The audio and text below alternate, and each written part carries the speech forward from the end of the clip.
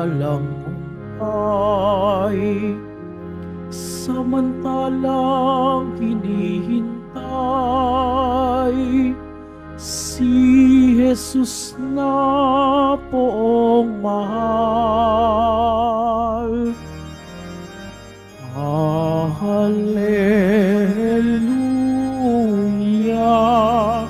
hallelujah,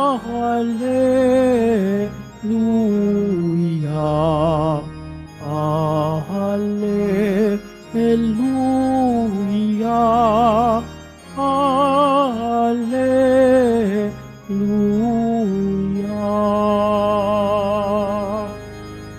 Sumainyo ang Panginoon. At sumaiyo rin. Ang mabuting balita ng Panginoon ayon kay San Mateo. Papuri sa iyo, Panginoon. Noong panahong iyon, sinabi ni Jesus sa kaniyang mga alagad ang talinhagang ito. Dito maitutulad ang pagpasok sa kaharian ng Diyos. May 10 dalagang lumabas upang sumalubong sa lalaking ikakasal. Bawat isa'y may dalang ilawan. Ang 5 sa kanila'y hangal at ang 5'ay matalino. Ang mga hangal ay nagdala ng kanilang mga ilawan, ngunit hindi nagbaon ng langis.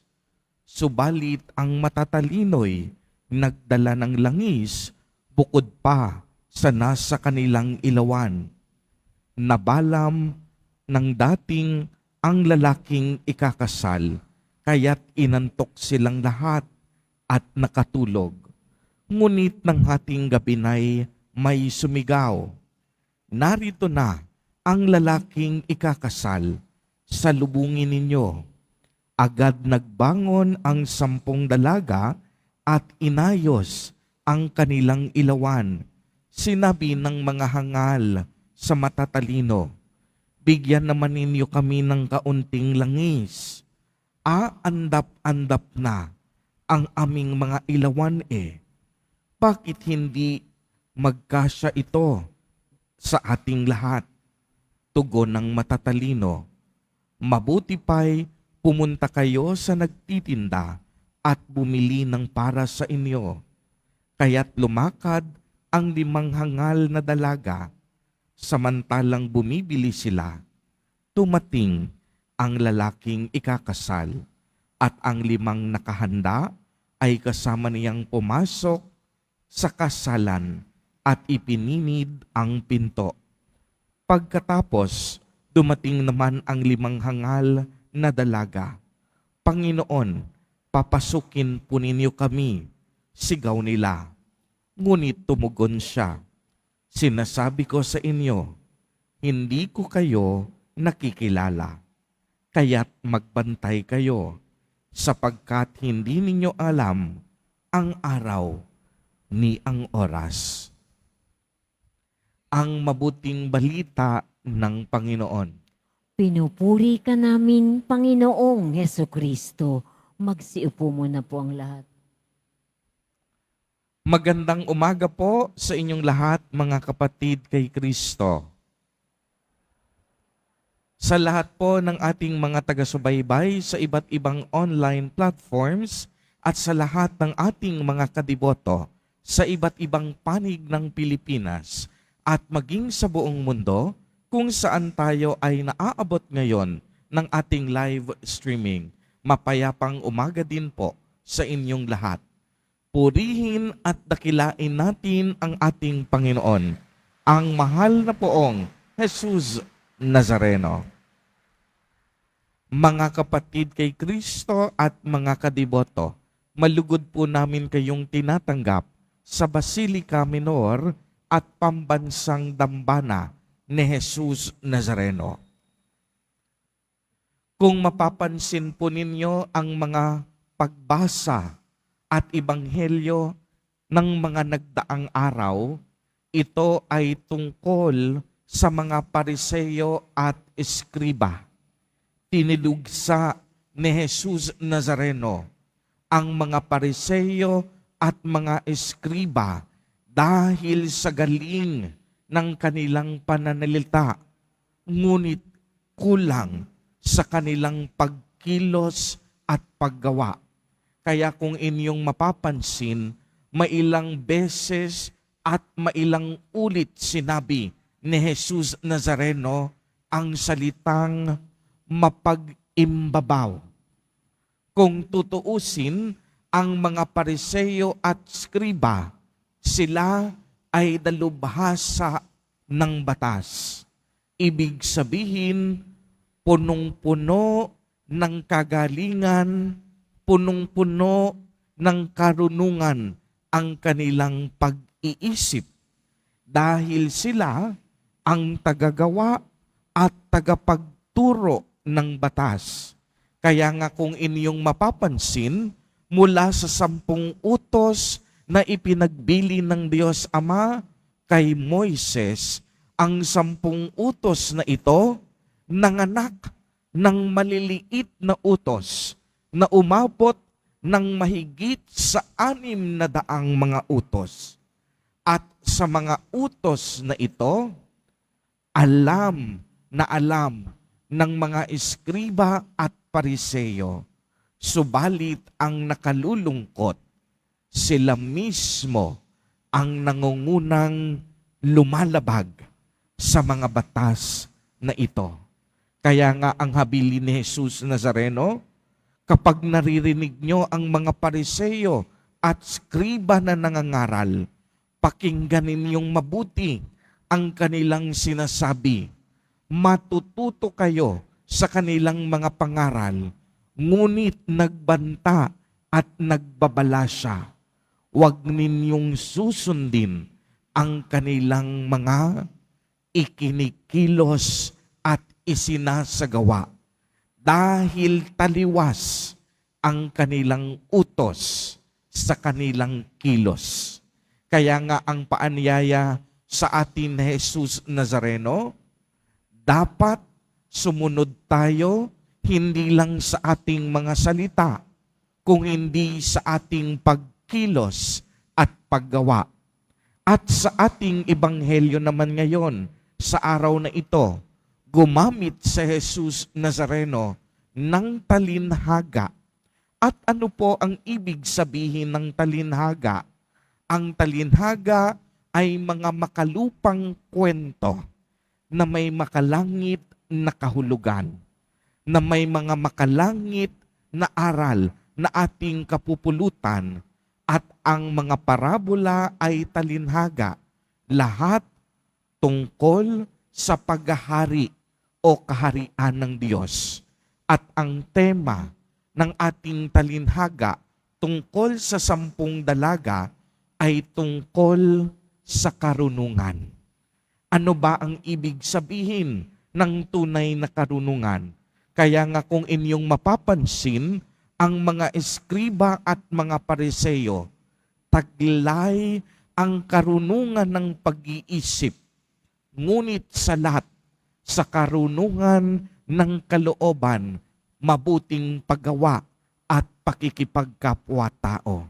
Kaya nga narinig natin sa unang pagbasa, napakaganda ng sinabi sa atin, na ang karunungan ng tao ay kamangmangan ng Diyos, at ang kalakasan ng tao, kahinaan ng Diyos. Anong ibig sabihin nito? Yung karunungan ng tao, napakaliit nito sa kagalingan ng Diyos. Ang karunungan ng tao, nagmula sa Diyos. Kaya dapat ang karunungan ng tao, hindi niya ginagamit sa kaniyang pansariling kapakanan. Ginagamit niya ang kaniyang karunungan upang maglingkod sa Diyos at maglingkod sa kapwa. Kaya nga ang karunungang ito ang nararapat nating gawin at nararapat nating makamit upang maunawaan kung ano ba ang ibig sabihin ng kaharian o paghahari ng Diyos. Pag pinag-usapan ba natin ang kaharian ng Diyos, ang una bang pumapasok sa inyong isip, yung palasyo sa langit? Ang una bang pumapasok sa inyong pag-iisip ay dapat may hari at may mga alagad, may mga taong naglilingkod sa hari? Hindi iyon ang kaharian ng Diyos. Ito yung makalupang pananaw natin. Ang ibig sabihin ng kaharian ng Diyos ay ang paghahari ng katarungan, ng kapayapaan, at ng kaligtasan ng Diyos. Kaya nga kapag pinag-uusapan natin ang kaharian o paghahari ng Diyos, laging pumapasok ang salitang kaligtasan at buhay na walang hanggan. Subalit ang kaharian ng Diyos ay isang bagay na hindi lang paparating. Kung hindi ang kaharian ng Diyos ay isang katotohanan na atin nang nararamdaman sa kasalukuyan.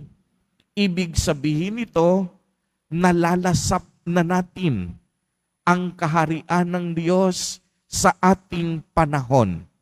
Subalit hindi ito 100%. Bahagyang ipinapadama na sa atin ng Panginoon ang kaharian niya. At anong ibig sabihin kapag nararamdaman na natin ang kaharian ng Diyos dito sa lupa? Siguro narinig na ninyo that the kingdom of God is here and not yet. Ayun yung English translation. Ang paghahari ng Diyos ay naririto na sa atin, ngunit hindi pa lubos-lubusan. Bakit? Anong ibig sabihin nito? Pag sinabi nating naririto na ang kaharian ng Diyos, sa tuwing tayo'y pinagagaling ng Panginoon sa ating mga sakit at karamdaman, nararamdaman natin ang kagalingan at awa ng Diyos. Ito ay patikim sa kaharian ng Diyos. Kapag tayo ay pinapatawad ng Diyos sa ating mga kasalanan at nararamdaman natin ang kapatawarang ito sa ating buhay, ito ay patikim sa kaharian ng Diyos. Sa tuwing nadarama natin dito sa mundo, ang katarungan, ang kapayapaan, ito ay patikim sa kaharian ng Diyos. Kapag tayo ay nakakadama ng kaligtasan sa iba't ibang uri ng panganib at kapahamakan, ito ay karanasan ng kaharian ng Diyos. Ngunit ang tunay na paghahari ng Diyos, kung baga sa English, yung full bloom, yung 100%, ito ay mararanasan natin sa ikalawang pagbabalik ni Jesus Nazareno. Dahil kung inyong mapapansin, bago siya umakyat sa langit, siya ay nangakong magbabalik muli. At ito ang ating inaasahan at ito ang laman ng ating pananampalataya na sa pagbabalik ni Jesus Nazareno, taglay na niya at ibibigay niya na sa atin ang 100% na karanasan ng kaharian ng Diyos. Kaya nga ang kaharian ng Diyos ay kaligtasan at buhay na walang hanggan sa atin. Ito ay isang kaloob ng Diyos. Bagamat ito'y kaloob, tayo ay dapat na may gawin sa pagtanggap ng kaloob o regalong ito ng Diyos. Dapat maging responsable tayo sa pagtanggap na ito ng regalo mula sa Diyos. Ang kaharian ng Diyos, hindi natin pwedeng magawa o makamit ng sa atin lamang. Unang-una, dapat matutunan at alam natin na ito ay isang regalo o kaloob na ating tatanggapin, ngunit may kalakip na responsibilidad. Ano yung responsibilidad natin? Tulad ng binanggit sa talinhaga, maging matalino at mapagmatiyag tayo. Ito ang aral sa atin ni Jesus Nazareno sa araw na ito, habang hinihintay natin ang kaniyang muling pagbabalik. At anong ibig sabihin ng karunungan? Ang karunungan ay ang ating pag-asa, ang ating pagtitiwala sa kapangyarihan at kabutihang loob ng Diyos. Ang katalinuhan ay hindi katalinuhang panlupa na kung saan nagiging makasarili tayo. Ang katalinuhan ay tungkol sa ating paghahanda para sa pagdating ni Jesus Nazareno. Kagaya na lang ng ginawa ng 10 dalagang matatalino, nagbaon sila ng ekstrang langis para sa pagdating ng lalaking ikakasal. At ang lalaking ikakasal, sinisimbolo nito ng pagdating ni Jesus Nazareno. Kaya nga ang isang taong naghahanda, ang isang taong matalino, dapat marunong sumunod sa kalooban ng Diyos. Dapat marunong gumawa ng mabuti. Dapat marunong magmahal sa kapwa. Mga kapatid kay Kristo at mga kadiboto, inaanyayahan po tayo ni Jesus Nazareno na maging matalino, hindi lamang sa ating mga pag-iisip, kung hindi maging matalino din sa ating puso't kalooban. Galing sa Diyos ang ating karunungan, at ang ating karunungan ay ang ating pagtitiwala at pagkapit sa mabathalang awa at pag-ibig ng ating Panginoon. Amen. Purihin at dakilain natin ang ating Panginoon, ang mahal na poong Jesus Nazareno.